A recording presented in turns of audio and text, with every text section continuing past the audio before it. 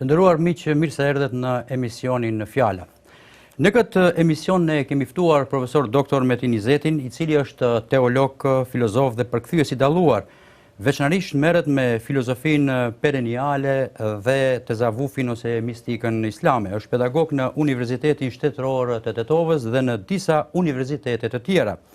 Profesor Metin Izeti ka lindur në Tetov, ku kreu shkollën fillore, të mesmen në medresen Isabeu në Shkup, diplomua në Fakultetin Teologjik në Universitetin e Izmirit. Ai ka magjistruar në Institutin e Shkencave Shoqërore në të njëjtin universitet me temën Bektashizmi në Maqedoni. Më 2003 ka doktoruar në Institutin e Shkencave Shoqërore në Universitetin Marmara në Stamboll me temën Rrymat sufike në Ballkan në shekullin 17 dhe 18. Ka qenë drejtori i Qendrës Nacionale Konservatore në Maqedoni, këshilltar shkencor në Institutin për Trashëgimi Kulturore dhe Shpirtërore të Shqiptarëve të Maqedonisë, tani është pedagog i rregullt në Universitetin Shtetëror të Tetovës në Fakultetin e Arteve. Ka qenë pjesëmarrës në shumë simpoziume dhe konferenca ndërkombëtare, ka botuar edhe shumë artikuj në revistat kombëtare e ndërkombëtare. Do t'i përmendim disa libra të autorit, si që në Tarikati Bektashian, Klapia e Tezavufit, Ethet e Metafizikës, Bisete e urtë me Mevlanën, Qasje religjioze e religionit, në fillim ishte vetëm dashuria. Gjithashtu ka një veprimtari shumë të pasur në fushën përkthimore, ne nuk do t'i përmendim të gjitha libra që ai ka përkthyer. I nderuari profesor, mirë se erdhët në studion e emisionit FJALA. Mirë se ju gjetëm, faleminderit, është kënaqësi që më ftuat dhe të bashkëbisedojmë. Faleminderit. Sa për fillim do të doja të flisni pak për raportin tuaj me librin, sepse jeni njëri që vazhdimisht jeni i lidhur me librin, jo vetëm me librin, por edhe për procesin studimor, besoj që është më interes edhe për shikuesit tanë. Ta them kështu që nga... Edhe si ka lindur gjithë këtë dëshirë, domethënë kjo lidhje me librin? Unë vi për një familje kështu mesatare të Tetovës, qytetare të Tetovës, në të cilën nuk ka pas shumë dashuri të madhe ndaj librit, mirama në brenda karakterit me të cilën jam ndërtuar qysh se fëmijë, është në plan të parë ka qenë dia dhe e cila do të ecë së bashku me karakterin paralelisht. Më vonë ato atë farën e parë për dashurin ndaj librit e ne ka hudh Prof.dr. Ismail Bardi. Duhet ta pranojmë. Ai është një prej njerëzve i cili neve na ka mundësuar që ta kuptojmë filozofinë dhe botën e librit. Më kujtohet, isha viti i parë në medresen Isabeu dhe ai më pat dhënë ta lexoj Çeslav Miloshin. Edhe atëherë në serbisht ishte i botuar Zarobleni mendje e rubruar, po besojnë që as kur gjë s'kuptova. Një djalë 15 vjeçar, çka mund të kuptoje për një disidenti si Çeslav Miloshi, mira me disa herë pa ta lexuar dhe kështu filloi ai koncepti i dashurisë ndaj librit dhe deri në ditë të sotit çashtu është duke vazhduar dhe jam shumë i kënaqur që është duke vazhduar, që edhe mos ndërpritet. Pastaj edhe jeta studimore e bëri të veten. Unë kam kryer shkollën e mesme në Shkup, pastaj kam kaluar në Sarajev, deri në luftë 92-shën kam qenë në Sarajev. Ambienti i Sarajevës është i përplot me dashuri ndaj kulturës dhe ndaj librit. Edhe atje leximi ishte në plan të parë. Ne kishim dëshirë ndonjëherë që të marrim pjesë në ato kulluare ku ishin pak njerëzit më intelektual dhe për të hyrë aty gjithsesi se kishte nevojë të shkohet me një bagazh të caktuar. Pre aty kalova në Izmir, gjithashtu një prej qendrave të rëndësishme të kulturës dhe intelektualizmit në Turqi, jo vetëm edhe pse unë ma tepër vin nga proveniencë e cila është marrë ma tepër me çështjet metafizike dhe religjioze, ama Izmiri është i njohur edhe me këtë dimenzionin tjetër. Për shembull, njerëzit më të themi më laik, më liberal që mendojnë në Turqi janë në Izmir, edhe ato sfida ndikuan, pastaj Stambolli, pastaj universiteti, dhe në këtë mënyrë deri në ditë të sotit kështu na kanë ndjek ne librin e libri neve. Më vjen shumë mirë, bile është edhe një shumë interesante, para se të dalim të disa libra që ju i keni botuar dhe që i kam lexuar disa me shumë kënaqësi, është një dhënë interesante se ju përktheni pikërisht edhe nga osmanishtja. Ne dim që këtu kemi shumë pak, jo vetëm në Maqedoni, mos flas, po në gjithë hapësirën tonë këtu kemi shumë pak përkthyes për osmanishtën. Është një botë, mendoj, duhet një investim jashtëzakonisht i madh pikërisht të orientohemi këtu, sepse janë gjithë ato arkiva që prap do ta përmendi profesor Ismail Bardhin, kur kemi shku në medrese, fundim medrese, ai pandërprer na e ka potencu këtë elementin e osmanlishtes, neve na nevojitet, edhe nga aspekti fetar, edhe nga aspekti kombëtar, posaçërisht na nevojitet. Edhe kur kemi kaluar në Izmir, atje një profesor jepte kështu kurse enkas të veç të osmanlishtës dhe unë i kam ndjek ato kurse 4 vjet me radhë. Dhe pastaj leximi pa ndërprer, tema e magjistraturës, doktoraturës ka pas të bëjë me dokumente arkivore të cilat janë dashur që të përkthehen prej osmanlishte dhe kështu ka ardhur në një gjendje solide. Tash jam edhe përkthyes zyrtar prej të paktëve në Maqedoni prej osmanlishtes. Osmanlishtja është një gjuhë në të cilën kanë vepruar jo vetëm turqit. Ne edhe veprimtarët tonë, Yahya Bey Dukagjinin për shembull, e kemi veprat e tij kemi në osmanlisht, veprat e Sami Frashërit i kemi në osmanlisht. Edhe për kulturën dhe trashëgiminë tonë, kulturore, edhe shpirtërore, edhe kombëtare, edhe letrare, edhe historike, gjithsesi se neve në nevojitet osmanlisht, e kemi handicap që historian, ne s'kemi historian i cili e një osmanlisht, fatkeq. Absolutisht. Domethënë letrarët shumë pak e njohën, ne kemi një letërsi të bujshme.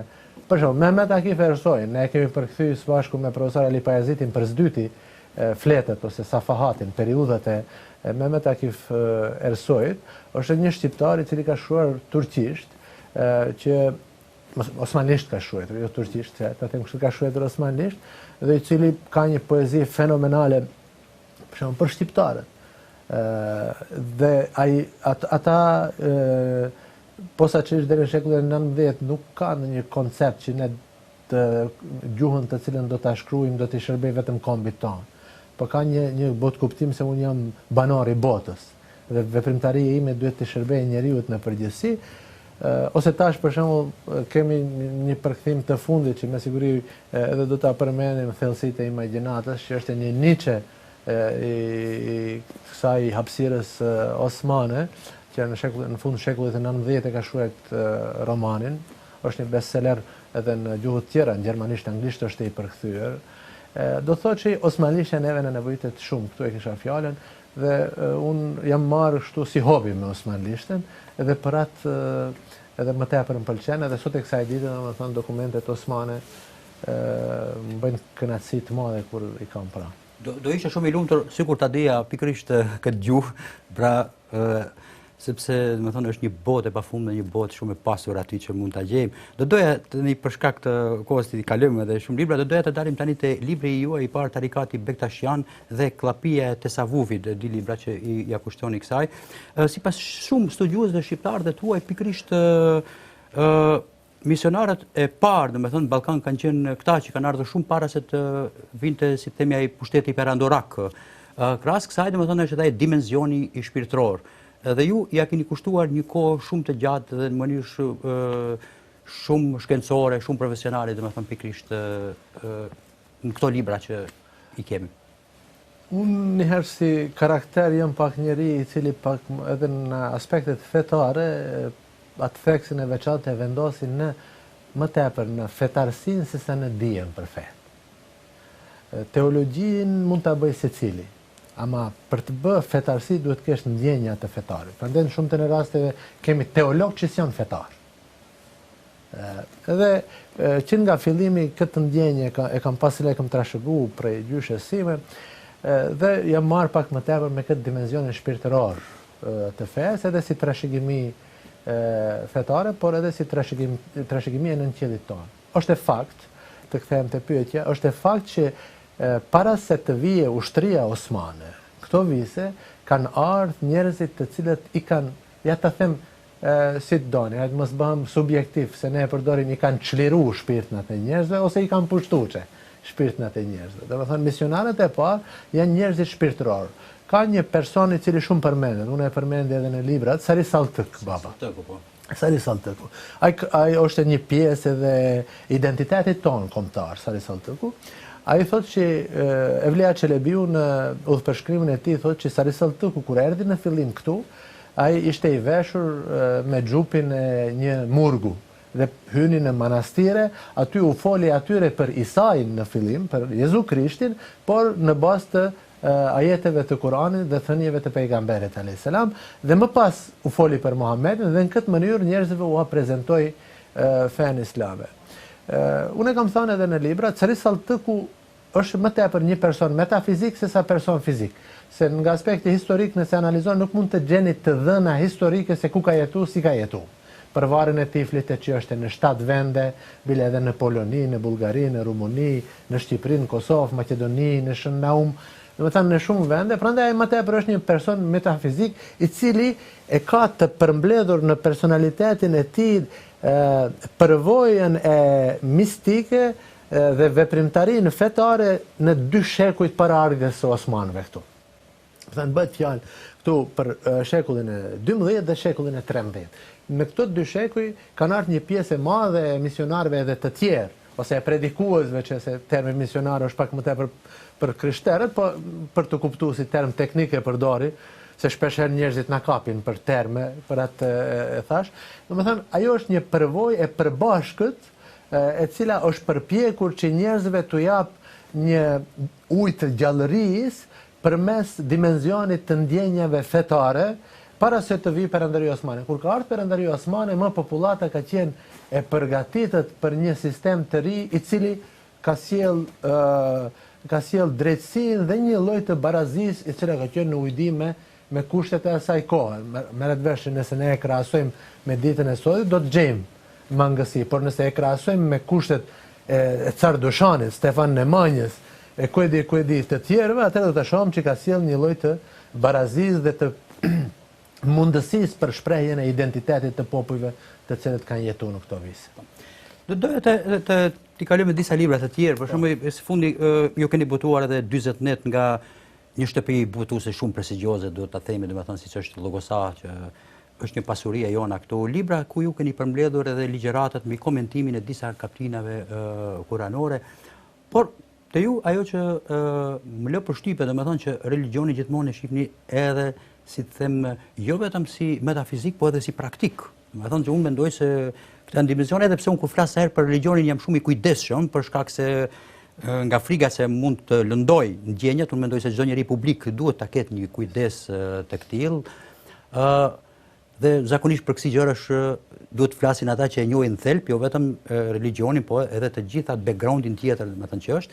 Dhe e keni botuar këtë 2 vazhdime, këtë librin 40 ditë. Dhe një libër tjetër që mua gjithashtu më ka lënë shumë përshtypje, sepse i referoni një autori shumë të dashur për mua, siç është Mevlana, për fatin ton të mirë, domethënë që ai është përkthyer tani edhe në gjuhën shqipe. Do doja pak të flasim për këto 2 librat për 40 net dhe pastaj të kalojmë te një bisedë e urtë juaja me Mevlanën. Që vetë si titull domethënë më pëlqen shumë.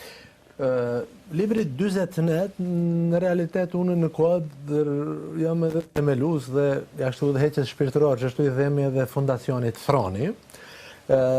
Aty ditët e hana prej orës 20 ne mbajmë disa ligjërata pak më akademike, ku marrëm pjesë shumë njerëz dhe folim kemi fillu për ajetet suret e Kuranit dhe kemi fillu prej fundit. Domethënë prej surës Nas, surës së fundit e këndej. Prej ato ligjërata pastaj janë derdhur në letër dhe janë kontrollu dhe është botu libri i parë 40 net, tash si vjet doli edhe libri i 40 net dhe mendojmë të vazhdojmë deri në fund. Çka është karakteristika e këtyre ligjëratave? Ligjërata, më thënë, kështu shënimi i ligjëratave është një traditë te ne. Një pjesë e madhe e dietarëve shumë të rëndësishëm, librat e tyre i kanë të botuara nga ana e ndjekësve, të cilët i kanë shënuar ligjëratat e tyre. Ligjërata, edhe feja është e tillë, feja është si arti, ashtu thot edhe Hegeli, është fenomeni i shpirtit dhe nevojitet fryme e gjallë. Në ligjërat ka disa momente të inspirimit të cilët kur uleni vetë ti mendoni nuk keni mundësi t'i shprehni. Dhe ato i shprehni aty, e këto 40 net, domethënë edhe stilin, unë nuk kam prek në stilin e ligjëratave, i kam lënë ashtu si të ligjëratave. Çka është qëllimi? Qëllimi, jo se nuk kemi ne literaturë e cila flet për suret e Kuranit. Ne kemi literaturë. Mirë, ama shumë pak kemi literaturë të cilët e cila Kur'anin na e sjell dhe na vesh neve sot me te. Theksi i posaçëm imi është që ne fenomenin e fes, ju e përmendet shumë mirë dhe praktikën, jo vetëm nomenin. Nomeni është diçka tjetër i fes. Ama fenomeni është që unë edhe ju profesor të marrim frym me këtë. A mund të marrim? Se në mund të folim për utopi, idealizëm fetar, ama mos mundim të bëjmë asune edhe ti që folim për këtë. Prandaj feja është e rëndësishme, edhe pejgamberi alayhis salam, do me thanë, si kur t'ishte kështu, do të na dërgoheshin vetëm librat prej nalt, ai nuk do ta jetonte në jetën e tij. Do thënë, shembulli i shoqërisë së tij është që neve të na tregoj se ju më merrni mua dhe më bartni në kohën tuaj. Qëllimi i këtyre 40 netëve është ky. Edhe Mevlana, që është kthehem te Mevlana. Unë shpesh herë e parashit një pyetje kështu analitike. Pse ne sot nuk dim asgjë për një pasha i cili ka jetuar në shekullin e 12-13 në Anadol, po dim për Mevlana. Shpirti universal i Mevlanës, i cili nuk merret vetëm me çështjet juridike të fesë, nuk merret vetëm me çështjet apologjetike të fesë, po merret me atë dimensionin kulturor, qytetërimor të fesë, i cili ka mundësi të prekte të çdo njeri, pa marrë parasysh a është musliman, nuk është musliman. Po është edhe shumë i çmuar edhe nga qytetrimet të tjera, absolutisht. Mu më kënaq për shembull Madonna, disa tekste të këngëve të veta i ka marrë prej Mevlanës, prej Mesnevis. Edhe të ngjajshëm, pra ai shpirti universal e bën që ne edhe sot ta lexojmë, edhe ai sot të jetë aktual për ne. Për shkak se ai flet për një dimension eternal të njeriut. Jo për njeriu i cili është në kohën e kaluar ose kohën e ardhshme, po është në atë kohën e tashme të vazhdueshme. Dhe shpirti i njeriu është i tillë, do të thonë është në kohën e tashme të vazhdueshme dhe në çdo periudhë ai dimensioni i cilin e shpreh Mevlana është aktuale në të gjitha periudhat e njeriu. Ai për shembull posaçërisht me siguri edhe ju e keni pa edhe teleshikuesit e din në atë poezinë e parë që është 18 dy vargëshet e para, ai flet për njeriu e përsosur, për njeriu e përkryer, i cili me një metaforë shumë të rëndësishme të kallamit, të fyllit, të najit e kështu me radhë. Bile ka shumë edhe thënie që janë bë aforizma, domethënë që citohen kudo në botë. Ka pëlqyer shumë, thot, bëu qiell, rrezo murin që të robron, ik, ose për shumë me vete mbart atë që kam dhe në zemër atë që dua. Domethënë është një det i pafundëm mençuri, urtësie dhe një art i jashtëzakonshëm, shumë i lartë edhe nga ana estetike. Dhe tani do të doja të kalojmë te një libër tjetër i juaj. Në fillim ishte vetëm dashuria, një libër me ese që merret me çështje religjioze, metafizike, etike, historike, edhe komunikologjike, domethënë që i keni përfshirë shumë, disa mund t'i quajmë ese, po disa janë domosdoshmë edhe punime studimore. Ajo që më ka lënë përshtypje, sepse edhe kam shkruar për këtë libër, domethënë është vetëm nëpërmjet dashurisë ndaj Zotit, njeriu rrethit, jeta njerëzore do të jetë e dinjitetshme. Dhe e keni kundruar, si të themi, religionin si metafizike, etike, estetike, mistik. Domethënë më ka lënë përshtypje kjo. Është një libër që e keni atë pjesa qasja religjioze e religionit. Janë disa gjëra që më kanë shumë përshtypje. Religioni mund të kuptohet nëpërmjet religionit e religiozës. Subjekti që nuk është fetar e vret mbi objektin religios që u lumton. Feja nuk është ide abstrakte, përkundrazi është gnos njohje, është koncept i tërësishëm, konkret dhe organik i jetës personale dhe botës përres, e të tjera, domethënë që janë pafundëm, po puna tjetër që më kanë shumë përshtypje janë edhe shumë dokumente që lidhen me historinë, për shembull dokumente për kalanët e Tovës, pastaj është kujdesi ideja me Metakifersojt dhe situata në Ballkan, etj, domethënë që lidhet edhe me problemet e historisë. Tash disa tema u prekën, s'ka fjalë që shpejt e shpejt duhet t'i kalojmë. Sa i përket do të ishte mirë sikur të bisedonin vetëm për këtë libër, për këtë emision. Po, dashuri, kemi dy lloje të afrimit me Zotin. Njëra është në bazë të obligimeve, kësaj në literaturën fetare i thonë mukellefijat, obligimet e detyrimet që i kemi ndaj Zotit, dhe dyta janë mehabbijat, janë elementet të cilët neve na e shtojnë dashurinë me Zotin. Momentalisht, për fat të keq, bota bashkëkohore fen e diskuton nëpërmjet të detyrimeve fetare. Kjo i ngjan një lloj si unë të kam 1.000 euro borç edhe duhet të t'i kthej. Ajo dimenzioni i dashurisë ndaj fesë, dashurisë ndaj Zotit, dhe këto elemente të dashurisë janë një lloj si unë kur vin të dashën te ty dhe ta sjellë një dhuratë. Dhe Allahu xhaleshanuhu domethënë këtë elementin e dashurisë, ka fjalë që detyrimet nuk abstrahohen, nuk marginalizohen. Ama në përgjithësi, problemi i fesë duhet të diskutohet nëpërmjet elementeve të cilët neve na afrojnë, edhe për namazin. Do thënë, unë nuk e kuptoj namazin si borx. Unë namazin e kuptoj si një afrim me Zotin. Koncepti ajo konceptologji që namazin e shndron vetëm në borx, ajo është e sosa gajlen e falajaci. Unë nuk du ta sosi gajlen. Unë du ta përjetoj Zotin deri në sabah kur do ta fali aty. Lidhja shpirtërore, ajo është. E kjo pastaj e bën njeriu që krijesën ta dashuroj për hir të krijuesit. Për shembull, ne kemi shumë njerëz që nuk e falin në namaz, ama Zoti nuk ja ndalën rrezikun atij. E futën në atë moralin ekzistues të Zotit. Pse them që religiozën mund ta kuptojmë vetëm përmes religionit? Religioni mund ta kuptojmë përmes atij që e ndjen religiozitetin. Për shkak se ajo është gjuhë e ndjenjave. Dhe në gjuhën e ndjenjave ne nuk mund ta kuptojmë përmes lapsit. Do ta përjetojmë që për shembull një personit i cili nuk është i dashuruar në një mëngjes deri në mëngjes mund t'i folim për dashurinë. Një herë te një dietar, te një sufi i madh, shkoi Yunus Emre, një poet i njohur që e kemi përkthyer edhe në shqip, shkoi dhe tha, a mund të bëhem nxënës i yt? Tha, a je i dashuruar? A je dashuruar deri më tash? Ka thënë jo. Atëherë shko dashurohu në një dru, pastaj aja. Domethënë që ndjenjën e dashurisë që se ka një njeri, si do ta dashurojmë me Zotin ne?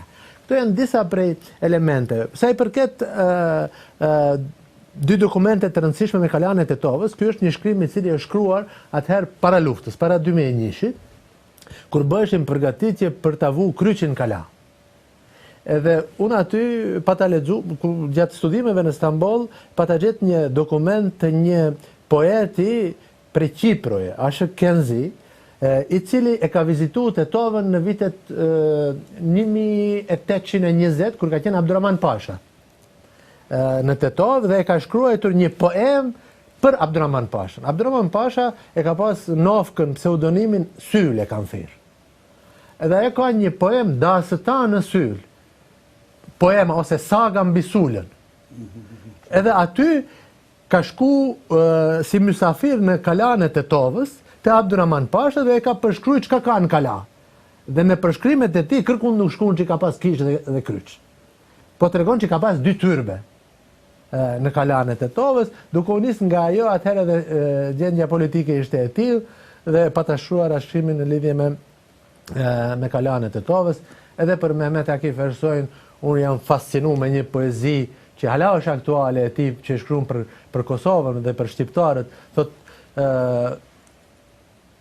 o Zot ja lae 3 milion popull, 3 kokave patru. Shumë interesant. Të gjallët nuk i erdhen në ndihmë, çu prej varit o baba im. Do me thënë, i drejtohet traditës, i drejtohet asaj pereniales, ec na shpëto. Është edhe autori i himnit aktual të Turqisë, apo? Po, ajo është autori i himnit. Gjatë përkthimit ne me profesor Ali Pajazidin, kur e përktheshim, dhe bashkë në tërhoqi kujdesin himni, askund nuk e përmenden turqët në himnin. Do me thënë, himnin mund ta merrni, ta bëni edhe himn të Anglisë. Do me thënë, ndjenjat e cilat i ka prezantuar aty janë ndjenja shumë më universale se sa të lidhen me një komb e shumë. Para se të dalë të disa libra të tjerë, do doja edhe një pyetje, sepse unë jam edhe kam një pikë dobat edhe arkivat edhe këto gjëra tjera, më interesojnë. Përderisa ju i keni vizituar ato arkiva, a ka shumë të dhëna, domethënë, pikërisht për këto vise, jo vetëm për anën historike, po dhe anën shpirtërore, dhe sa është e vështirë dhe qasja e këtyre dokumenteve që normalisht që aty duhet osmanishtja e tjerë. Dokumente ka shumë. Sepse e di që arkivet janë shumë të sistemuar, kam lexuar në shumë të sistemuar dhe ruhen me një xhelozi të jashtëzakonshme. Mendoj, unë do t'ju flas pak më tepër për arkivet në Turqi që janë, se aty kam pas më tepër qasje. Flas për Turqi. Në Turqi domethënë janë shumë të sistemuara, shumë lehtë mund të arrihet deri te dokumentet, s'ka fjalë që nevojitet gjuha osmane. Edhe aty ka lehtësime, për shembull ka njerëz të cilët aty kanë mundësi edhe të përkthejnë në gjuhën e re turke dhe pastaj prej gjuhës së re turke ka mundësi të përkthehen. Ka dokumente, shumë libra të cilët janë shkruar nga njerëz që i takojnë, që rrjedhin prej këtyre vizave. Edhe libra poetike, divane të ndryshme të cilët janë të shkruara me njerëz që kanë mahlas. Mahlas është term që përdoret në osmanlisht për pseudonimin. Pseudonim vjen pak si emri rreshëm, a mahlas e ka kuptimin emri vërtet. Emër halis prej atyre, që janë, për shembull, unë e kam gjetë parafërsisht një 20 autor të cilët e kanë sufiksin Kalkandelevi, tetovar. Edhe të gjitha mos bisedojmë për Shkodrën, për Gjirokastrën, për Prishtinën, për Shkupin e kështu me radhë. Domethënë ka shumë dokumente të cilët janë në gjuhën osmane të cilët presin që ne t'i gjejmë edhe nga aspekti historik, edhe nga aspekti letrar, edhe nga aspekti shpirtëror, fetar, edhe këto si kemi analizuar, domethënë për fat të keq, shumë pak kemi, unë më tepërmi disa i kam nxjerrë në pa gjatë punimit të doktoraturës, kur jam marrë pak më tepër me ato, por ka edhe shumë të tjera të cilët presin që të dalën në dritë. Atëherë, tani do hym pak edhe në formatin e këtij emisioni, do flasim edhe për disa libra, do doja domethënë që ti flasim për secilin libër ne mund të flasim shumë sepse janë libra të jashtëzakonshëm. Do doja ta filloj me Divanin nga Hafiz Shirazi, një libër shumë i adhuruar, i përkthyer nga Gëtja. Bile dhe kam lexuar edhe një studim të profesor Shaban Sinanit, i cili flet për 4 dorëshkrime që ruhen të vjetra që ruhen pikërisht në arkivin e Shqipërisë, një ruheshka në Kosovë dhe mendohet se edhe një tjetër ekziston, por nuk ka shumë të dhëna.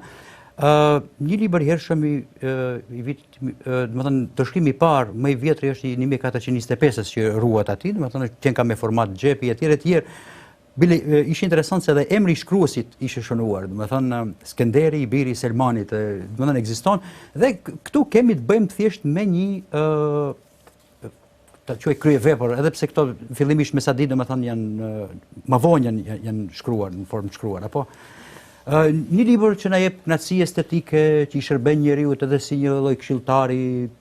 Dhe ajo që është interesant edhe që thonë shumica e studiuesve, ku ta hapish mund ta lexosh si diçka të pavarur, domethënë s'është të thonë që do ta fillosh nga fillimi ose do ta fillosh nga fundi. Ku të ndalesh e gjen një lloj margaritari ose një lloj perle.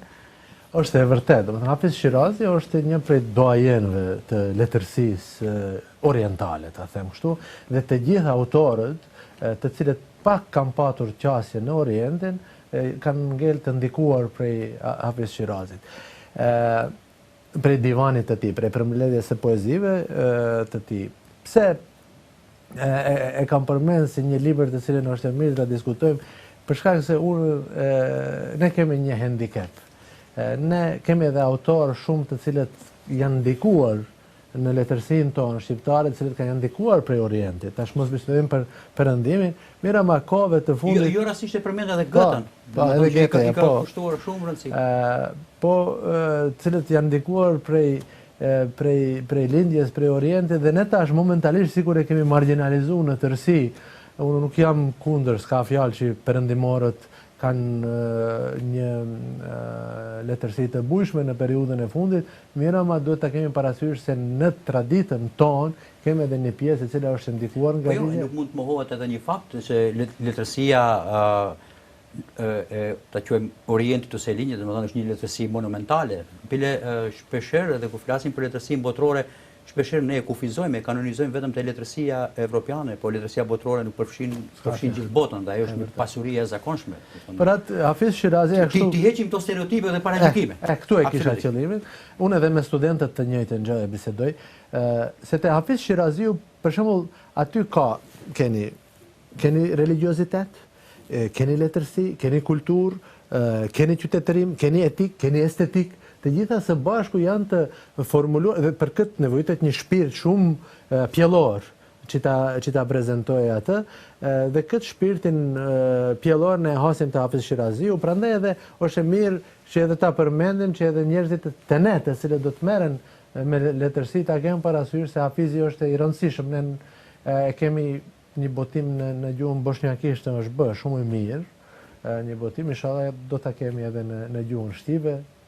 Më se shohim këtu, do të thonë është i përkthyer në shumë gjuhë dhe i kushtohet shumë rëndësi, ka tonelata studimesh pikërisht për këtë. Tani do doja ta kaloj te një libër tjetër, Simbolizmi i kryqit.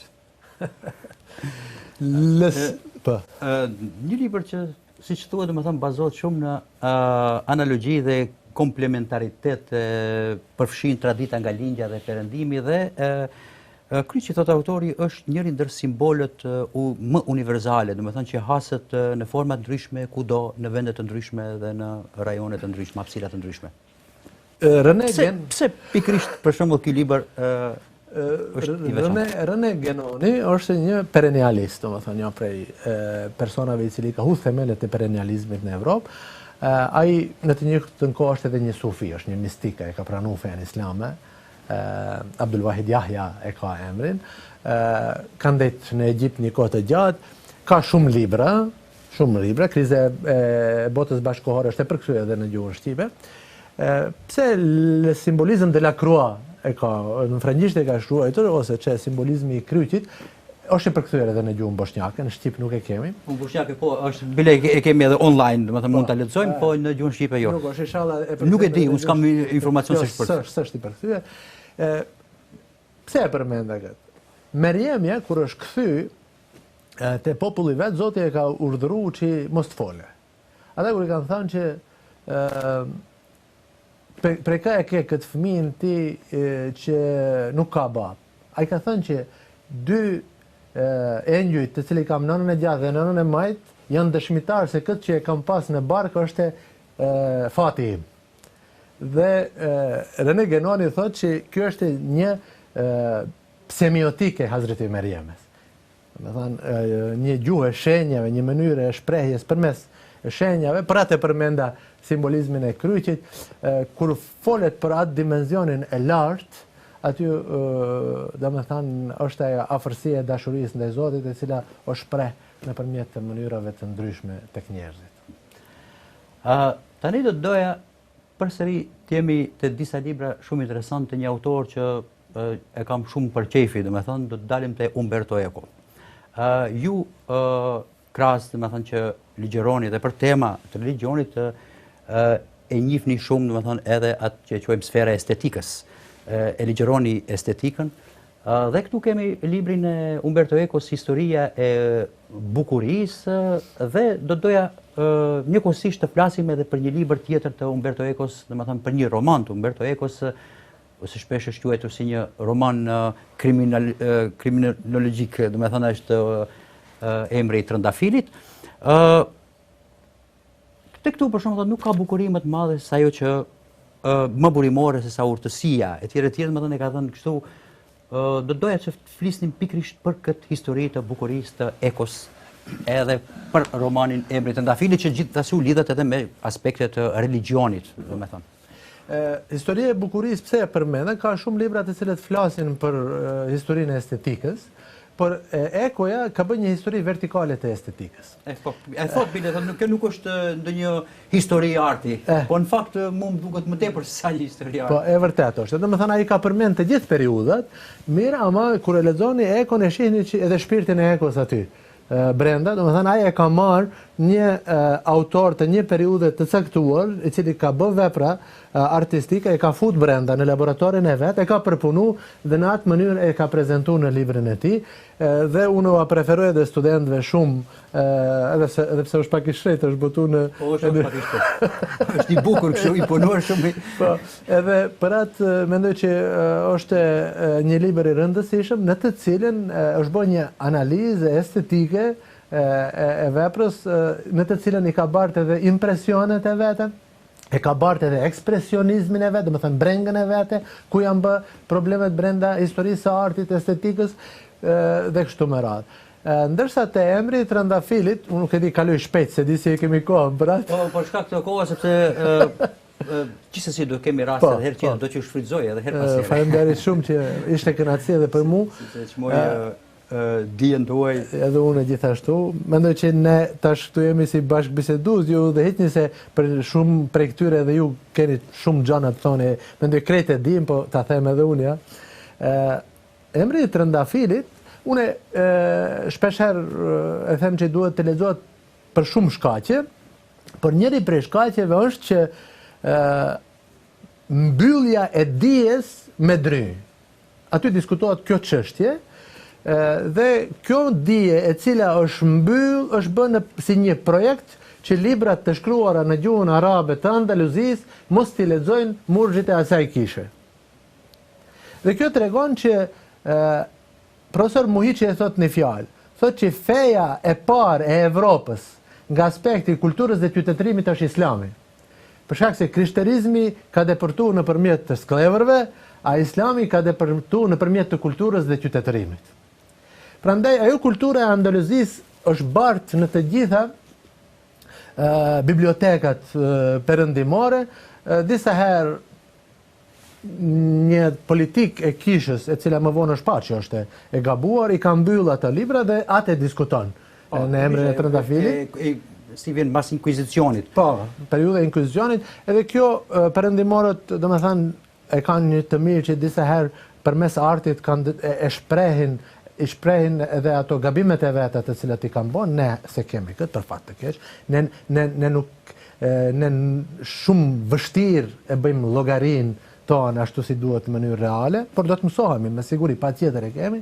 Mu më pëlqen për shembull edhe Banderasi në Ushtarin e 13. Domethënë kur e diskuton këtë elementin e ndikimit të lindjes në perëndim, mendimi im është edhe ekoja te paraqet. Domethënë mendimi im është që kultura, qytetërimi, dija, trashëgimia nuk i takojnë një popullit të veçantë. Ato janë trashëgimi njerëzore dhe nuk duhet t'i ndajmë në popull. Absolutisht, edhe po ta shikojmë ta zamë letërsinë, filozofinë antike greke, domethënë se sa ka marrë prej gjitha qytetërimeve tjera, pastaj është edhe ky fakt domethënë që sa vepra u shpëtuan të kësaj letërsie antike greke pikërisht nëpërmjet përkthimeve arabe. Domethënë që do duhej ta shikojmë edhe nga ky prizëm dhe mendoj se kjo do t'i shërbente, kam përshtypjet, edhe atij dialogu të qytetërimeve etj etj, domethënë që të krijohet një tjetër ndjesi dhe jo një lloj stereotipizimi i gjërave, t'i paraqesim vetëm bardhëzi. Se është një kulturë shumë e pasur. Do doja tani të kaloj te një vepër tjetër të cilën ju e keni përkthyer. E keni përkthyer pikërisht nga osmanishja, thellësitë e imagjinatës, edhe kjo vepër na vjen pikërisht nga shtëpia botuese Llogosa. Flitet për një autor të jashtëzakonshëm, ju e krahasoni domethënë edhe me filozofinë e Nietzsches. Do doja të flasim pikërisht për këtë vepër. Thellësitë e imagjinatës është shkruar në fund të shekullit të 19 nga një autor i cili quhet Shehvenderzade Ahmet Hilmi Efendi, është prej Plovdivi të Bullgarisë, ka jetuar në Stamboll. Në një mënyrë është një autobiografi e jetës së tij. Aty e paraqet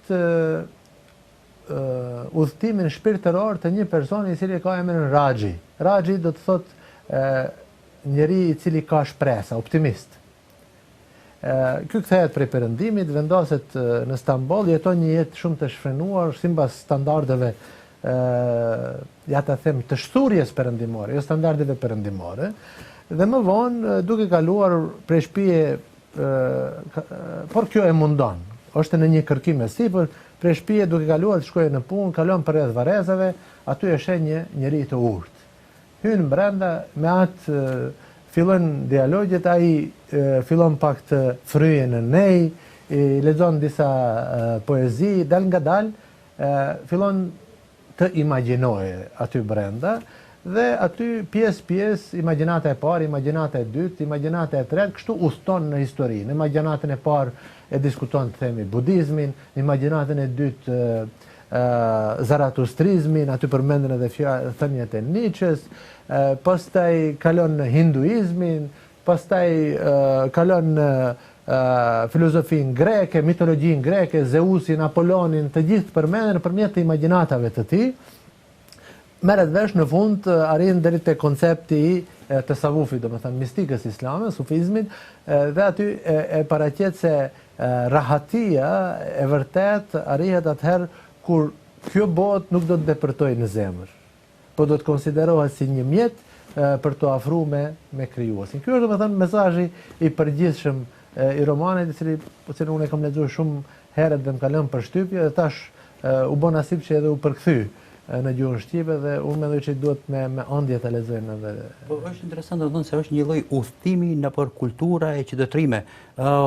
Deri diku këtë e hasim edhe më vonë letërsi, letërsinë tanishme, domethënë siç është Coelho, që është shumë i lexuar, edhe pse nuk them se është ndërshkrimtarët e mi shumë preferuar, po megjithatë shumë i lexuar si fenomen. E ky libër domethënë sa ka receptim jashta botës tazam turke. A ka receptim edhe në botë shumë, domethënë.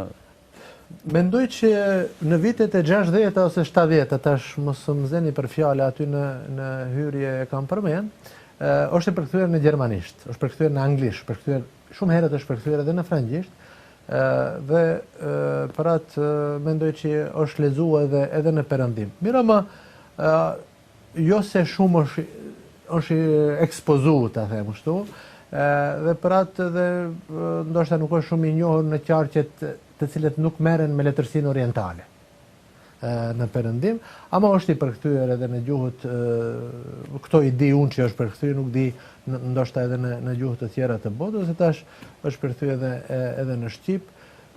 Mendoj që kjo literaturë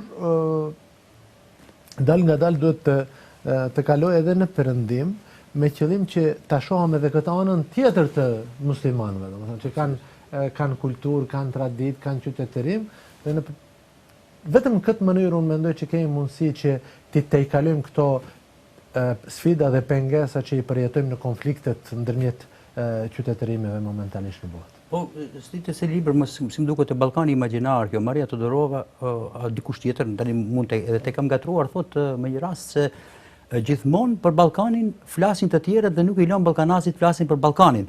Edhe kam përshtypjen se njëjta gjë duhet të ndodhë edhe me qytetërimet tjera që t'i lëm edhe ata të flasin për ata, sepse jo t'i paragjykojmë, po ta shohim atë vlerën që e kanë e posedojnë etj etj. Këtu kisha dëshirë ta them edhe diçka. Për shembull, pak ne jemi edhe kemi hyrë brenda një projekti. Kjo mënyra e konfliktit të qytetërimeve e prezantuar nga Huntingtoni, unë mendoj që nuk është proces, është projekt. Është e projekt, dhe brenda këtij projektit neve na është imponuar që duhet të krijojmë një identitet shoqëror të përbashkët, krejt ham, fast food, krejt të jetojmë shpejt e kështu me radhë. Mirëma, unë mendoj që ne nuk kemi mundësi që dallimet e karakterit identitare të njerëzve të shlyjmë. Pasi që nuk kemi, se s'mundi, për shembull shkoni në mes të Londrës, keni pakistanesë të cilët vishën ashtu si kanë hëngrën në Pakistan. Ka edhe një bindje tjetër që është shumë interesante, thotë nuk mund të ketë si përplasje qytetërimesh, përsa kohë qytetërimet nuk janë tërësi homogjene, sepse në çdo qytetërim ne hasim elemente të një qytetërimi tjetër. E vërtet. Qëllimin e kisha që këto dallimet pozitive, të them, të cilat janë, te ne kanë mundësi të ngjajnë një kopshti me lule, domethënë mos bëjmë plantazh. Kopshti me lule dhe njerëzimi si tjetë e tillë, unë mendoj që do të na kënaqet të tjerë, të gjithë. Absolutisht, është që një botë që ka më shumë ngjyra është shumë më e bukur se ajo që është bardhësi. E tani do dalim te një autor shumë kontrovers, shumë i diskutuar, shumë i kundërshtuar, i kritikuar, etj, siç është Houellebecqu, dhe një vepër siç është Thërmiat elementare, që ndërton në bazë të quaj dy personazheve të cilat në një farë mënyrë janë njëri quaj kushtimisht protagonisti dhe tjetri antagonisti, për shembull siç është Micheli dhe Brunoja. Domethënë njëri është më shkencëtari dhe tjetri në një farë mënyrë deri diku hedonisti. Domethënë po mbas kësaj vepre që është pjesë e asaj trilogjie, domethënë platforma dhe përhapja e zonave të luftës me Sadi, domethënë është një pjesë, e paraqet si thua të gjithë atë plasariqe të qytetërimi evropian, në një farë mënyrë. Me qëllim e përmendëm që edhe kur e diskutuam që ta diskutojmë Welbeckun, ajo është një person I cili është kështu majtist ekstrem. Që nëse mendoni me mendësinë time, nuk ka të bëj shumë. Mirama realiteti, kur thuhet, është I njëjtë të gjithë. Ai e shpreh realitetin e njeriut bashkohor, I cili gjendet brenda këtyre dy përplasjeve. Domethënë, njëra është keni edhe te fëmijët tonë, njërin e keni I cili shumë merret me shkencë dhe ai totalisht është asocial. Intelektuali në vend që ta kemi brenda shoqërisë, ne e kemi përjashtuar prej shoqërisë, ndërsa atë që e kemi brenda shoqërisë, atë e kemi të shturur moralisht.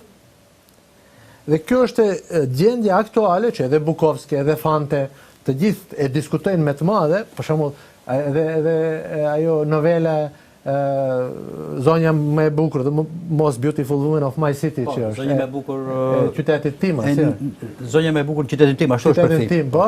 Edhe aty e tregon, domethënë përmes asaj zonje që në thojza është zonjë ose nuk është zonjë, e shpreh mentalitetin bashkohor.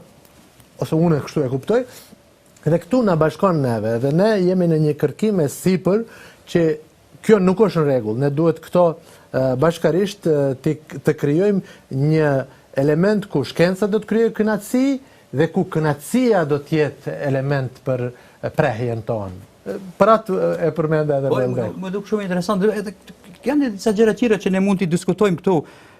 Për shembull, është konsideruar edhe si një rrëfim mbi fundin e historisë dhe dekadencën e shoqërisë moderne, por edhe si një lloj, domethënë, thirrje për një farë zgjidhje të religioni për ta eklipsuar dëshirën.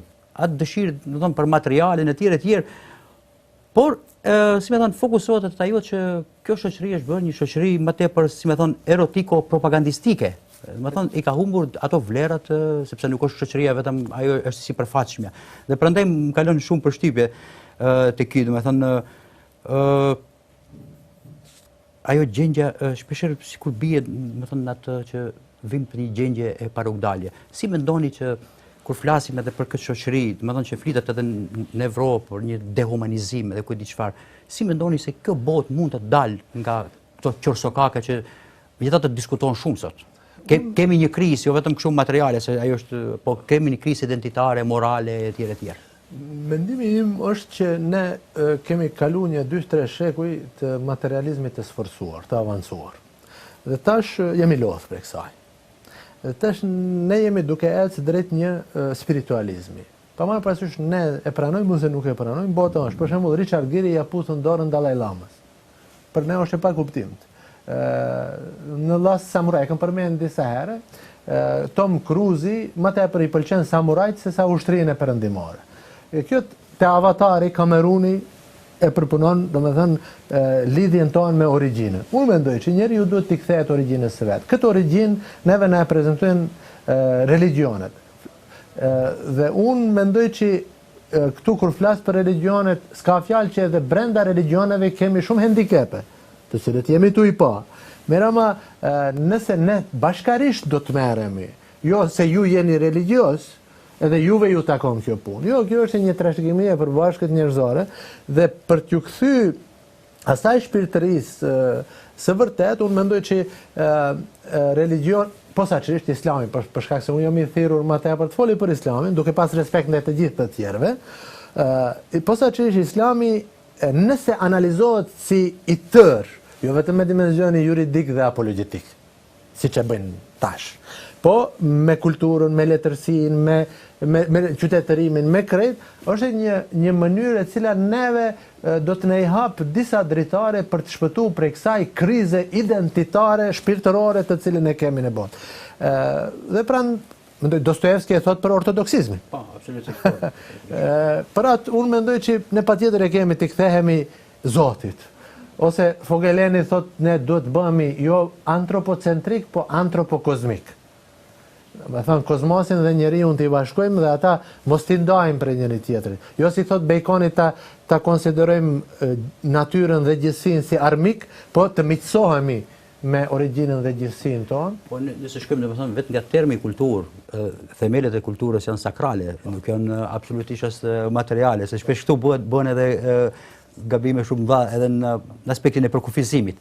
Dhe krejtësisht për fund, shkurtimisht edhe një autor nuk doja ta lë pa e kaluar, Ibrahim Kalin, Arsyeja dhe Virtyti. Meqense jemi ka fundit të doja që ta kalojmë, spaku mendoj që mbase do të nxisim që ta lexojnë shikuesit tanë. Unë mendoj që kur gjës ka rastësisht unë e pa të haru Ibrahim Kalinin, ama vepra Arsyeja dhe Virtyti e Ibrahim Kallinit, ky është një profesor i cili ka doktoru të Sejt Hussein Nasri në Amerikë, momentalisht është një prej këshilltarëve të kryetarit të Turqisë, po ajo po më intereson tash që në mezinë politike, po kjo është vërtet një njeri me peshë. Aty e kisha qenë, unë e kam. Po e ka edhe diçka tjetër, edhe ajo që janë këshilltar të një presidenti edhe e thot shumë. Domethënë që është mirë njerëzit e zgjuar kur e kam përthy, unë e kam përthy edhe këtë librin të tij dhe ky flet bashkë për këtë zgjidhjen se si do të shpëtojmë ne prej këtij modernizmit i cili është i mbrapsht, ashtu i thot ai.